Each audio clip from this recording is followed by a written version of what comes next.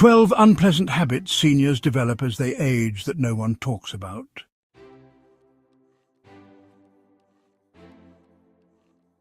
Aging brings wisdom, but let's be honest, it also brings some habits we'd rather not admit. Ever found yourself complaining a little too much, avoiding new technology, maybe even skipping personal hygiene some days? These habits creep in over time, often without us realizing it. And while they're common, they can hold us back from living our best lives. But here's the good news: you can break free. In this video, we'll uncover 12 unpleasant habits many seniors develop, why they happen, and most importantly, how to change them for the better. Whether it's negativity, isolation, or letting go of self-care, we'll tackle these challenges head-on with simple, effective solutions. Because aging should be about growth, not decline, and it's never too late to make a change. If you've ever caught yourself doing one of these, don't worry, you're not alone. Hit like if you relate and subscribe for more tips on aging well, staying sharp, and living life to the fullest. Now let's dive in.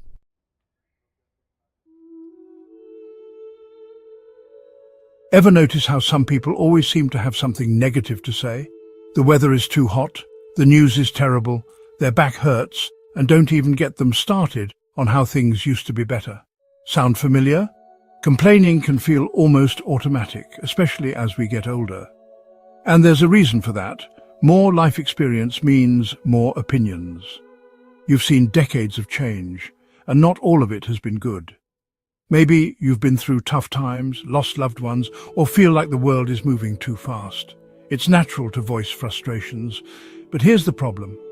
Constant complaining doesn't just affect you, it affects the people around you. Friends, family, and even strangers start to tune out.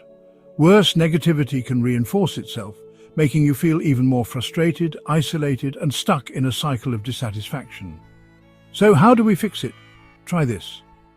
Replace one complaint a day with something positive. Instead of saying, "The weather is awful," try, "At least I don't have to shovel snow today." Instead of, "The world is going downhill," say, "I'm grateful for the time I get to spend with family." Small shifts can retrain your brain to focus on what's good rather than what's wrong. Here's a challenge. For the next 24 hours, catch yourself when you complain and flip it into something positive. See how it changes your mood and how others respond to you. Be honest. Do you catch yourself doing this? Let us know in the comments.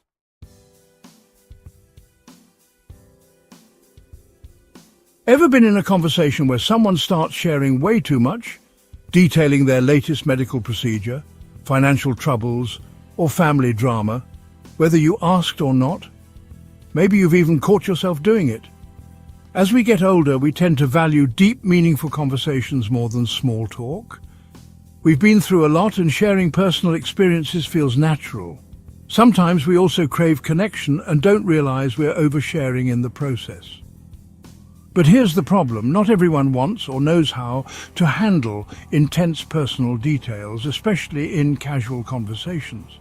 Sharing too much, too soon, can make others uncomfortable, even if they don't say it. Instead of bringing people closer, it can push them away. So how do we fix this? A simple trick. Before sharing, ask yourself, would I want to hear this from someone else? Would you want a neighbor telling you the graphic details of their last surgery? Would you feel comfortable if an acquaintance spilled all their family drama on you? Would you be interested in hearing about someone's financial struggles in casual conversation? If the answer is no, consider saving that topic for close friends or family who genuinely care and want to listen. Instead, keep casual conversations light, engaging, and reciprocal. Ask the other person about their life, too. It's all about balance, sharing enough to connect, but not so much that it overwhelms. Have you ever been caught in a TMI moment on either side? Share your experience in the comments.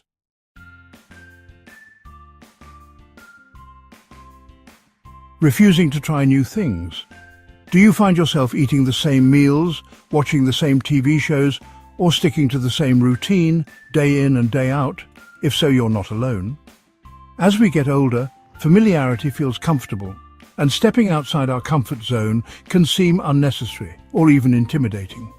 But here's the problem. Avoiding new experiences can lead to mental stagnation. Our brains thrive on novelty. When we stop challenging ourselves, we risk becoming less engaged, less curious, and even more isolated. Over time, this can affect memory, mood, and overall well-being. Think about it. When was the last time you tried a new restaurant, learned a new skill, listened to a different genre of music, or met someone new? If it's been a while, don't worry. The solution is simple. Challenge yourself to try one new thing each week, no matter how small. Try a new food, even if it's just a different brand of coffee. Watch a new TV show instead of rewatching the same series. Take a different route on your daily walk. Say yes to an invitation you'd normally turn down.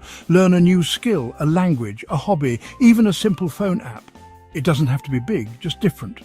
Small changes keep your brain sharp, boost confidence, and make life more exciting. Who knows? You might discover a new favorite. So, here's your challenge. This week, try one new thing and tell us about it in the comments.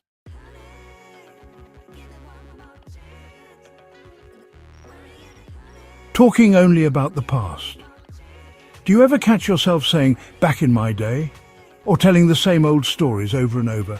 Maybe you love reminiscing about when life was simpler, music was better, and people had more manners. There's nothing wrong with nostalgia, it's comforting, and sharing memories is a great way to connect. But when every conversation revolves around the past, it can make you seem disconnected from the present. And honestly, it can get a little repetitive for those listening. Why does this happen? As we age, we naturally reflect more on life. Our past is filled with rich experiences, and sometimes it feels like there's more to look back on than to look forward to. But here's the truth. Focusing only on the past can limit your engagement with the present and future. How to fix it? Balance nostalgia with curiosity. Instead of only talking about what was, start exploring what is and what could be. Ask others about their lives. What excites them right now? Try something new, yes, even social media or a trending TV show. Stay engaged with current events, not just to criticize, but to understand. Set a goal for the future. Travel, learning, or even just a fun outing. Memories are wonderful, but life is still happening right now. The more curious and engaged you are, the more interesting and enjoyable your conversations will be. Be honest. Do you find yourself reminiscing a little too much? Drop a comment below.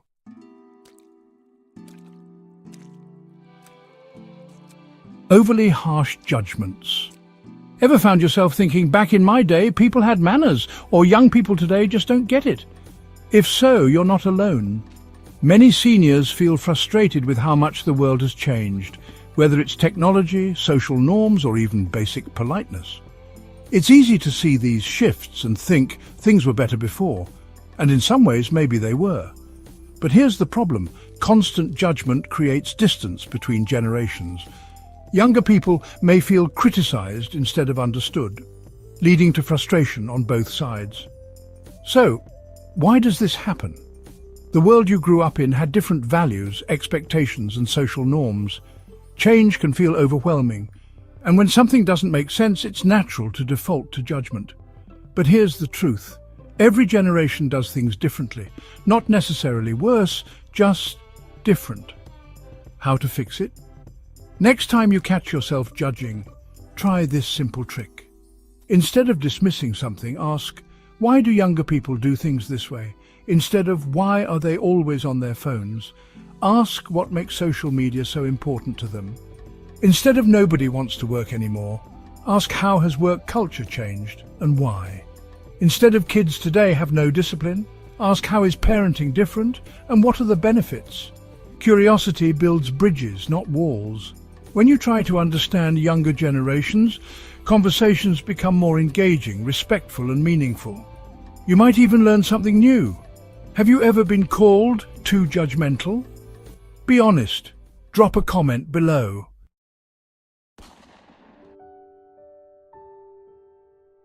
This next habit might surprise you. It's one we rarely admit. Have you ever skipped a shower because you just didn't feel like it? Or worn the same clothes a little too long? Maybe you used to take pride in your appearance, but lately it feels like too much effort. If so, you're not alone. Many seniors experience a decline in personal hygiene, and it's not just about being lazy. Why does this happen? Well, less energy. As we age, tasks like showering or doing laundry can feel exhausting. Depression or loneliness without social interaction, the motivation to look presentable can fade. Not seeing the point, when you're not going out much, it's easy to think, who cares? But here's the issue. Poor hygiene can impact physical and mental health. It can lead to skin infections, dental problems, and even lower self-esteem. And let's be real, it can also affect how others interact with us. How to fix it? Start with small, manageable self-care routines. Make hygiene effortless. Keep cleansing wipes nearby, choose easy-to-wear clothing, and sit while showering if needed. Set reminders. A simple alarm can help establish a routine. Dress for yourself. Even if you're staying home, fresh clothes can boost your mood. Find a reason. Plan social outings or video calls to stay motivated. Taking care of yourself isn't just about appearances, it's about dignity and well-being. And even small efforts can make a huge difference in how you feel every day. Be honest, have you ever struggled with this? Drop a comment below.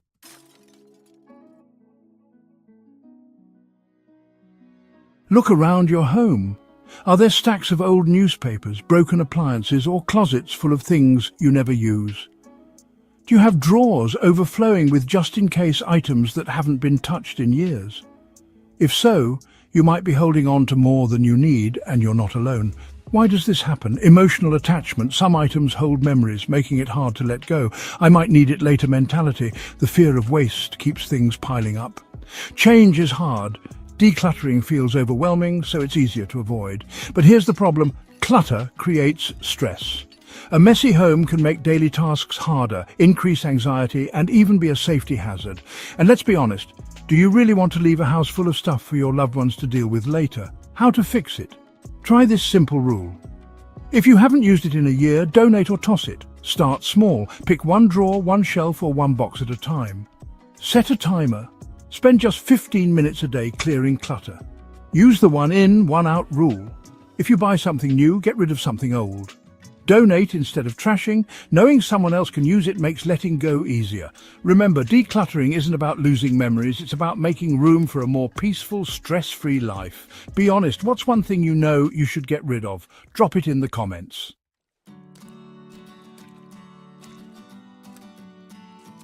Health is one of the most important things we have, but too often people fall into one of two dangerous habits: taking too many medications or avoiding the doctor altogether.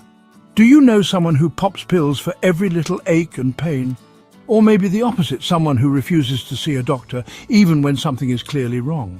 Why is this dangerous? Over-medicating, taking too many prescriptions, or mixing the wrong ones can lead to serious side effects, organ damage, and even addiction. Many people continue taking medications prescribed years ago, even when they might no longer be necessary. More medicine isn't always better. Ignoring health issues, some avoid the doctor out of fear, denial, or stubbornness. They may believe it's just part of getting old, or I don't want to be a burden, but minor symptoms can turn into major problems if left unchecked. How to fix it? Balance is key. Here's how to take control of your health. Schedule regular checkups. Even if you feel fine, doctors can catch issues before they become serious. Prevention is always better than treatment. Review your medications. Ask your doctor if all your prescriptions are still necessary or if doses need adjusting. Get a second opinion.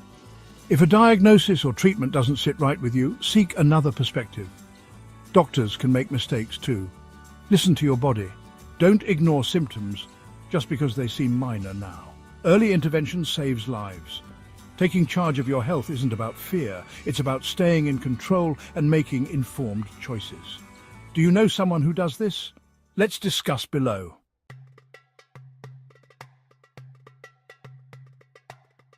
Have you ever caught yourself cutting someone off mid-sentence because you already knew what they were going to say? Or maybe you get excited to share your thoughts and jump in before they finish. If so, you're not alone. Many seniors develop this habit, not out of rudeness, but from enthusiasm and a wealth of experience. You've lived through so much, and when you hear someone struggling with a problem you've already solved, it's tempting to offer advice right away. Why does this happen? Excitement to share wisdom. You've been there, done that, and you genuinely want to help. Slower conversations feel frustrating. Some people take longer to get to the point, and waiting can be tough. Fear of forgetting. You worry that if you don't say it now, you'll forget what you wanted to say. Desire for engagement. Interrupting can feel like adding to the conversation, but it can actually make others feel unheard. But here's the problem. Interrupting can make people feel dismissed, unimportant, or even disrespected. Over time, it may cause others to share less with you, leading to fewer meaningful conversations. People appreciate advice, but only when they feel fully listened to first. How to fix it? Practice active listening. Pause before responding. Wait for a natural pause. If you feel the urge to jump in, take a deep breath and let the other person finish. Repeat back what you heard. This shows you are truly listening and not just waiting for your turn to talk. Ask questions instead of jumping in with advice. Instead of assuming you know what they mean, say, "That's interesting, tell me more." Write it down.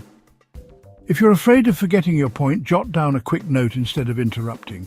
Count to 3 before speaking. Giving yourself a moment can help break the habit of immediately jumping in. Conversations are about connection, not just sharing knowledge.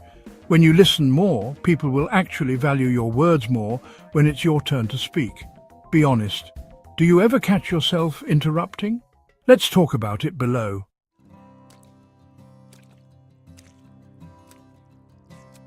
Do you ever catch yourself saying, "I'm too old for that"? Or, "That sounds too risky"? Maybe you've stopped traveling, avoid new technology, or even hesitate to drive at night. Fear can creep in as we age, sometimes without us even realizing it. What starts as a small hesitation, turning down an unfamiliar activity, avoiding a new piece of technology, or skipping a social event, can slowly turn into a pattern of avoidance. Over time, fear can shrink your world, limiting your experiences and making life feel smaller, lonelier, and less fulfilling. Why does this happen?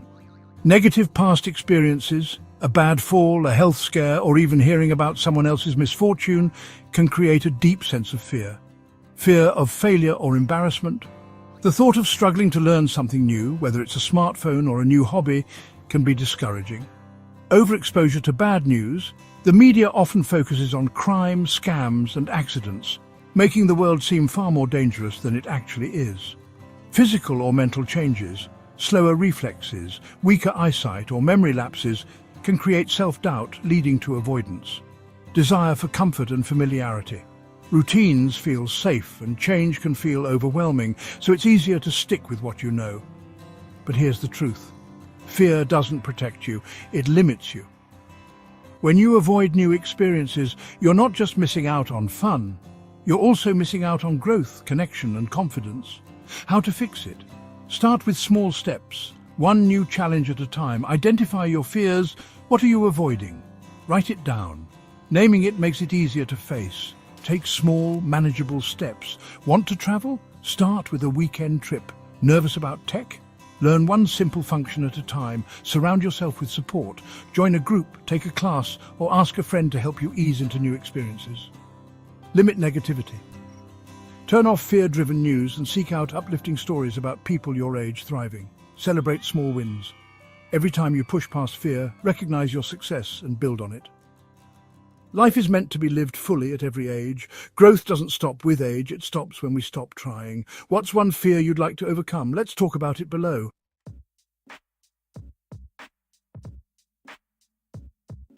Have you ever found yourself saying, "Back in my day we had it so much harder," or "Kids today don't know real struggle"?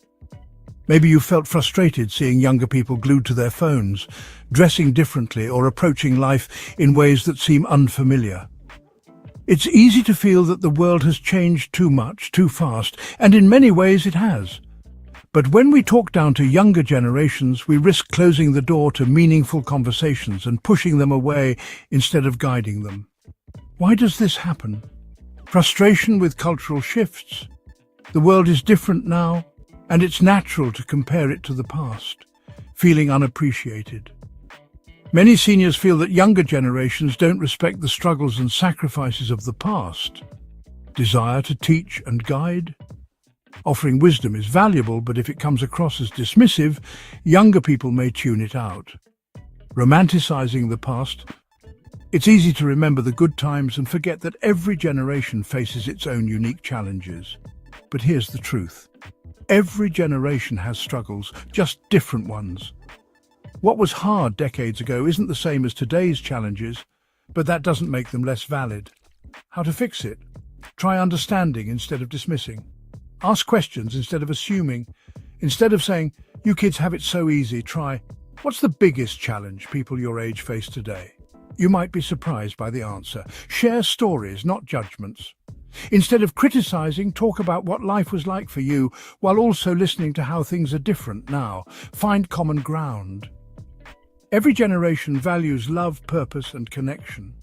Focus on shared values instead of differences. Embrace change where you can. Learning about new trends, technology, or ideas doesn't mean giving up your own values. It means staying engaged with the world. Younger generations want to learn from you, but only if they feel respected. When we open our minds, we open the door to real conversations. What's one thing about today's world that you've learned to appreciate? Let's talk below.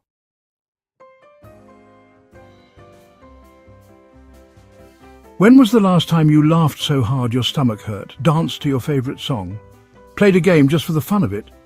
As we get older, life can become all about routine. Wake up, eat, handle responsibilities, watch TV, go to bed, repeat. There's a sense of acting our age that sometimes makes people feel like fun is just for the young. But here's the truth, joy isn't reserved for kids.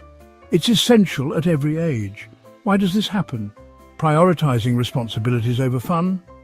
The mindset of "I have things to do" often overshadows the need for joy. Fear of looking silly. Many seniors avoid fun activities because they don't want to seem foolish. Physical limitations. Energy levels may not be what they once were, making certain activities seem impossible. Loneliness or depression. If friends and loved ones are no longer around, it can feel like there's no one to enjoy life with. Settling into routine, habits become comfortable, and breaking out of them takes effort. But here's what people forget. Fun isn't childish, it's what keeps us young. Whether you're 30, 60 or 90, your heart still needs laughter, excitement and play. How to fix it? Laugh, dance, play. Your age doesn't define your joy. Find what makes you happy. Whether it's music, art, games or nature, make time for things that bring you joy. Step outside your routine. Try something spontaneous, even if it's just taking a different route on your daily walk. Connect with playful people. Spend time with those who make you laugh and encourage fun. Let go of self-consciousness. No one is judging you. Dance, sing, be goofy. Happiness is more important than how you look. Schedule fun. Just like appointments and chores, make room for joy in your daily life. You're never too old to smile, to play, to feel pure happiness. Life isn't just about living, it's about truly enjoying the ride. What's one fun thing you'd love to do more often? Let's talk below.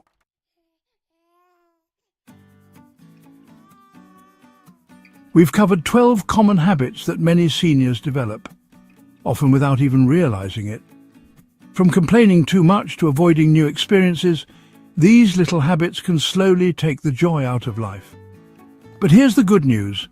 Awareness is the first step to change. No one wakes up one day and says, "I want to be a grumpy, stubborn or fearful person." These habits creep in over time, often as a result of routine, past experiences, or just the natural effects of aging. But just because something is common doesn't mean it's unavoidable. Aging is inevitable. Becoming a grumpy senior isn't. Your age doesn't define your mindset. You have the power to keep learning, laughing, and growing no matter how many candles are on your birthday cake. The key is to stay open-minded, curious, and willing to make small changes. Instead of letting these habits control your life, choose to break free from them. Swap complaining for gratitude. Try something new even if it scares you. Listen more, judge less. Make time for joy and play. It's never too late to rewrite your story and create a future filled with positivity, fun and connection. Which of these habits did you recognize in yourself or someone you know? Comment below. I'd love to hear your thoughts. And if you found this helpful, don't forget to like and subscribe for more content on staying youthful in mind and spirit.